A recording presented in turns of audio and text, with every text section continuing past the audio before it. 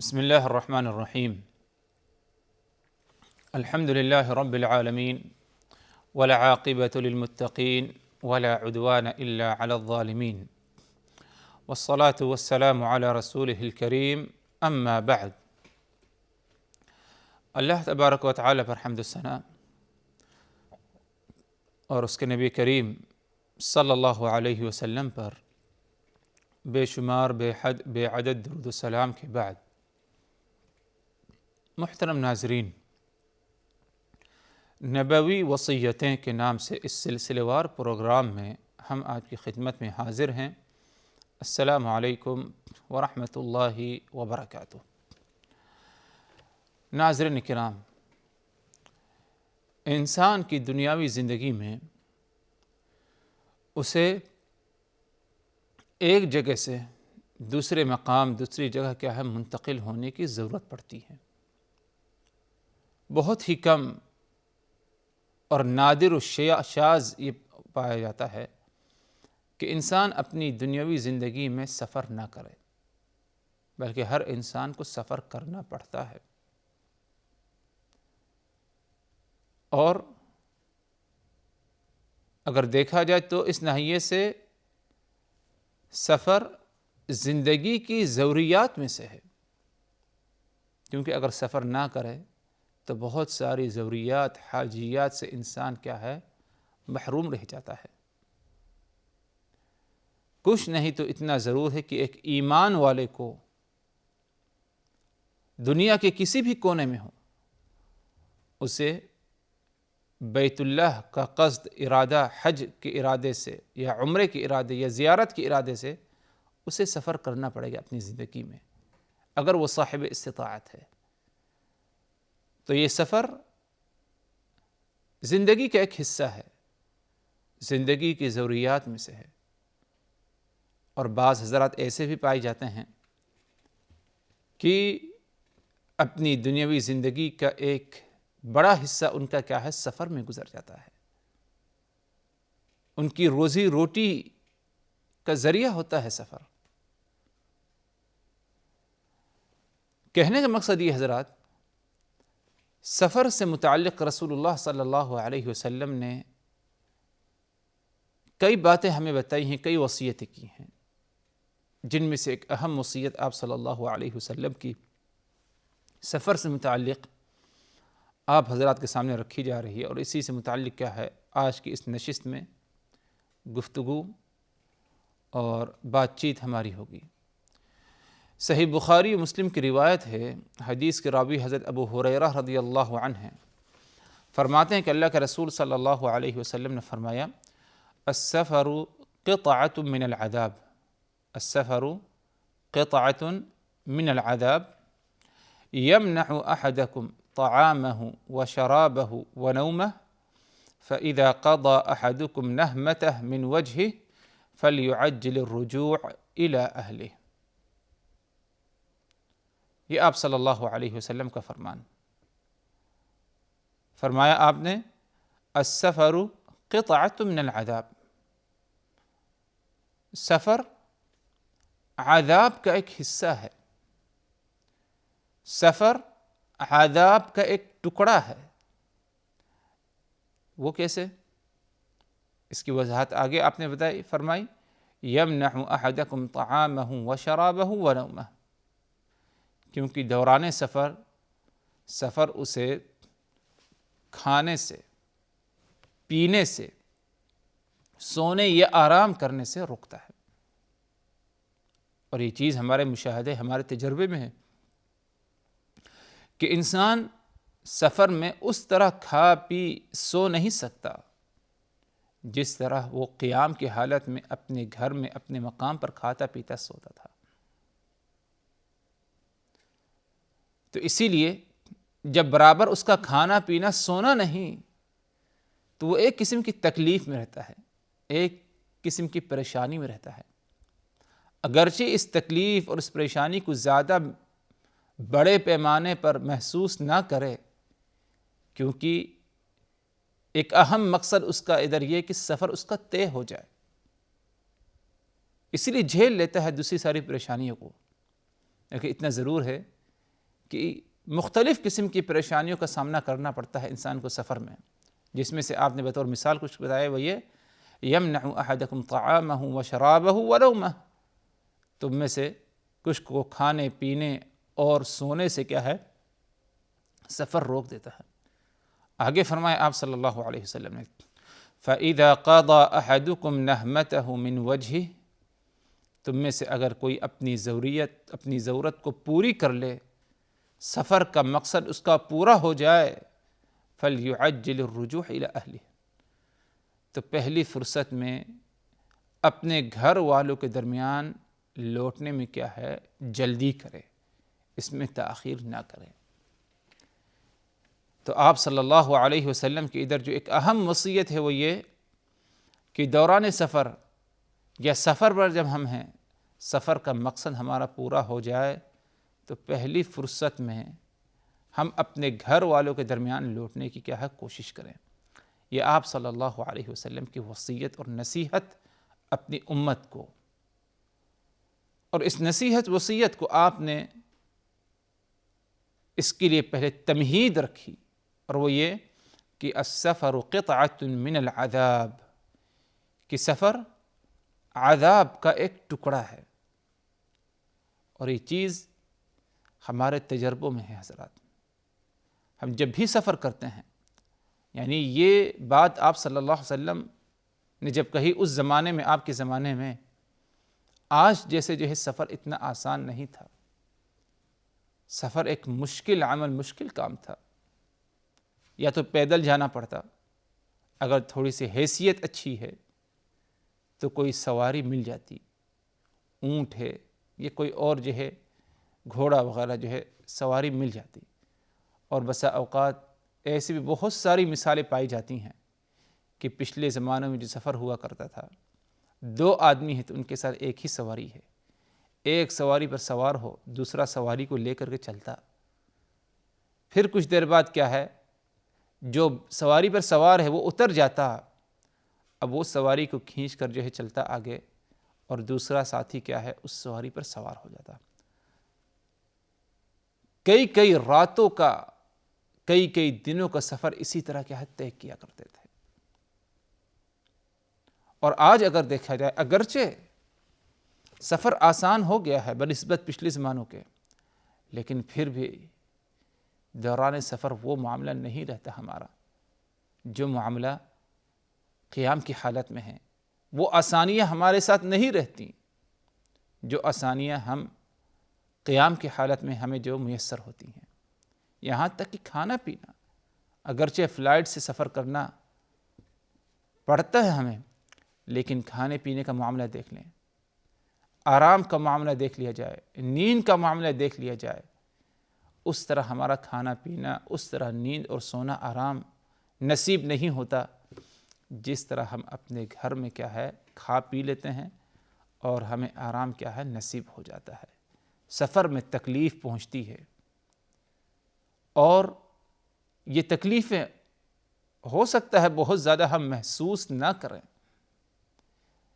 کیونکہ سفر کی فکر میں ہم مشغول رہتے ہیں اور ہمیں سفر پورا کرنا ہے، تو اسی لیے تکلیفیں محسوس نہیں ہوتی، ورنہ اگر اس قسم کی تکلیفیں عام حالات میں ہونے لگے، قیام کی حالت میں، تو یہ تکلیف بہت محسوس ہوگی۔ تو اسی لیے آپ صلی اللہ علیہ وسلم نے کہا السفر قطعۃ من العذاب، سفر عذاب کا ایک ٹکڑا ہے، یعنی دوران سفر تکلیف پہنچتی ہے انسان کو، بہت قسم کی مختلف قسم کی پریشانیوں کا اسے کیا ہے سامنا کرنا پڑتا ہے۔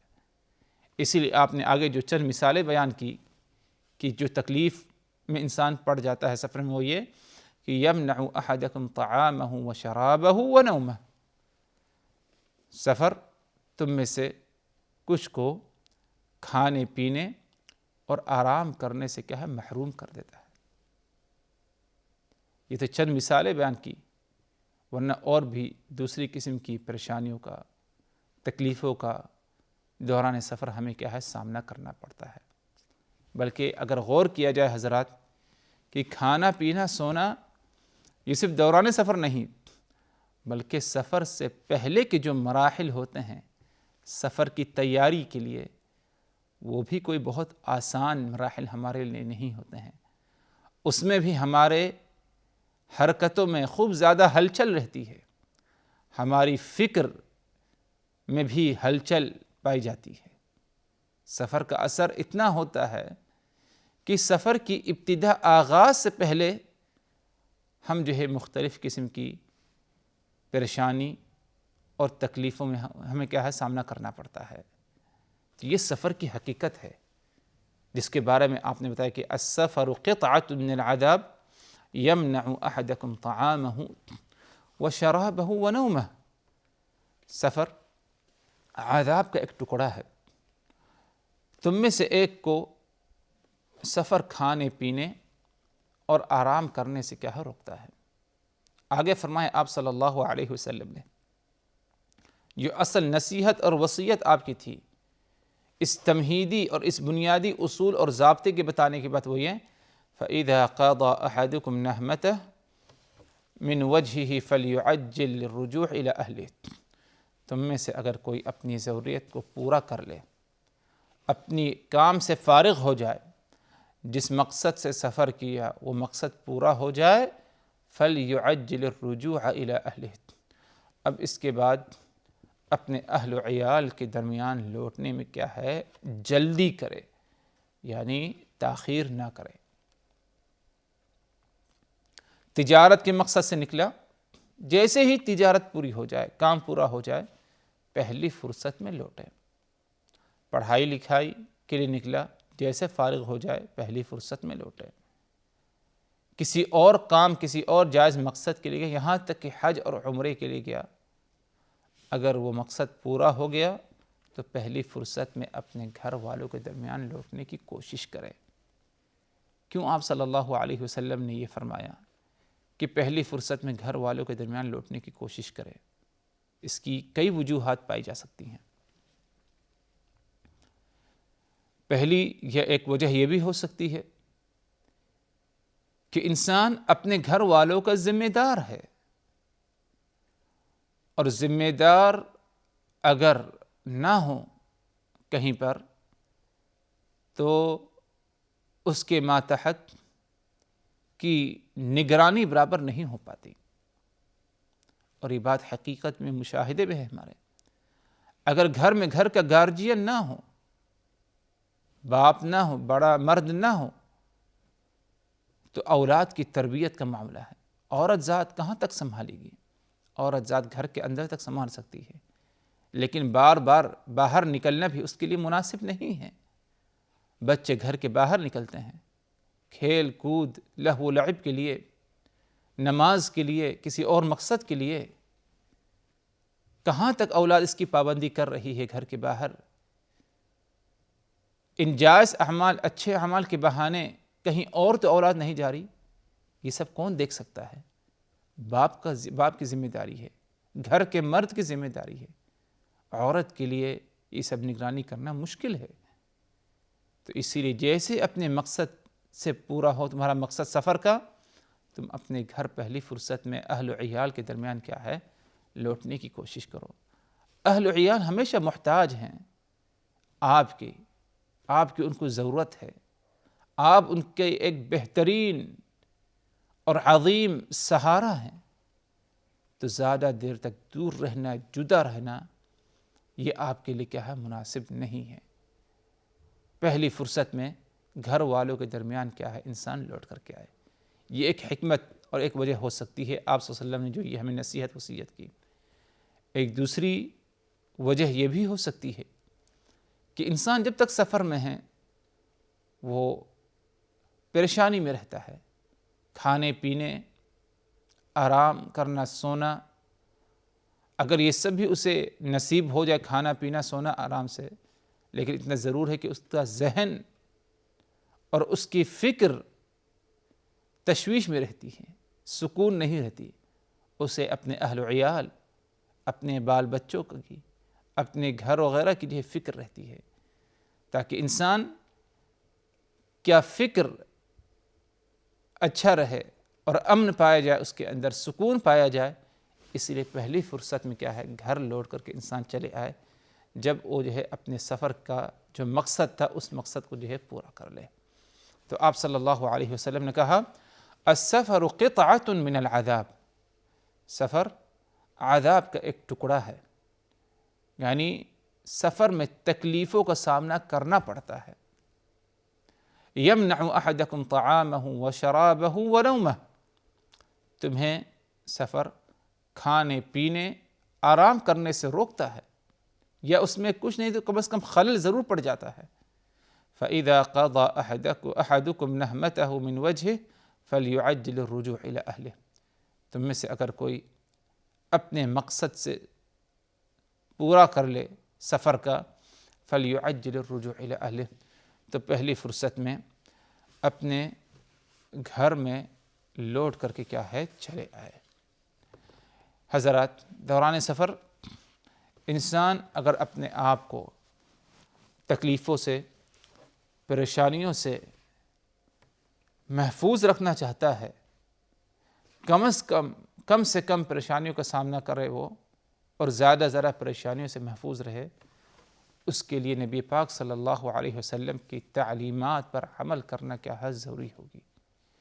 آپ صلی اللہ علیہ وسلم نے سفر سے متعلق جو کچھ ہمیں تعلیم دی ہے، مختلف تعلیمات ہیں، ان پر غور و فکر کرتے ہوئے ان پر عمل کیا جائے، تاکہ جو آپ نے بتایا ہمیں کہ السفر قطعۃ من العذاب، سفر عذاب کا ایک ٹکڑا ہے، ہم اس سے کیا ہے زیادہ اپنے آپ کو محفوظ رکھ سکیں۔ تو اس کے لیے کیا ضرورت ہے؟ ضرورت اس بات کی ہے کہ آپ صلی اللہ علیہ وسلم کی بتائی ہوئی تعلیمات پر ہم کیا ہے عمل کریں۔ اسی لیے جب گھر والوں سے، اہل و عیال سے ہم جدا ہوں تو اس موقع پر ہم گھر والوں کو دعا دے کر کے جائیں اور اللہ تبارک و تعالیٰ کے حوالے کر کے جائیں۔ اسی طرح دوران سفر کثرت سے دعا کا اہتمام کیا جائے کہ اللہ تو ہمارے سفر کو آسان کر دے۔ اہل عیال، بال بچوں کو جو ہم چھوڑ کر نکلے ہیں تو ان کی حفاظت فرما، ان کی دین کی، ان کی عزت کی، ان کے مال کی حفاظت فرما، کیونکہ دوران سفر مسافر جو دعا کرتا ہے اس کی دعا کو کیا رد نہیں کی جاتی۔ اور بھی مختلف تعلیمات ہیں، ان تعلیمات پہ اگر ہم عمل کریں تو امید کی جاتی ہے انشاءاللہ کہ اللہ تبارک و تعالی ہمیں مختلف قسم کی بلاؤں سے، پریشانیوں سے دوران سفر کیا ہے محفوظ رکھے گا۔ اسی پر اکتفا کرتے ہیں حضرات۔ اقول قولی ھذا واستغفر اللہ لی ولکم من کل ذنب فاستغفروہ انہ هو الغفور الرحیم، والسلام علیکم ورحمۃ اللہ وبرکاتہ۔ صلی اللہ علیہ وسلم، صلی اللہ علیہ وسلم۔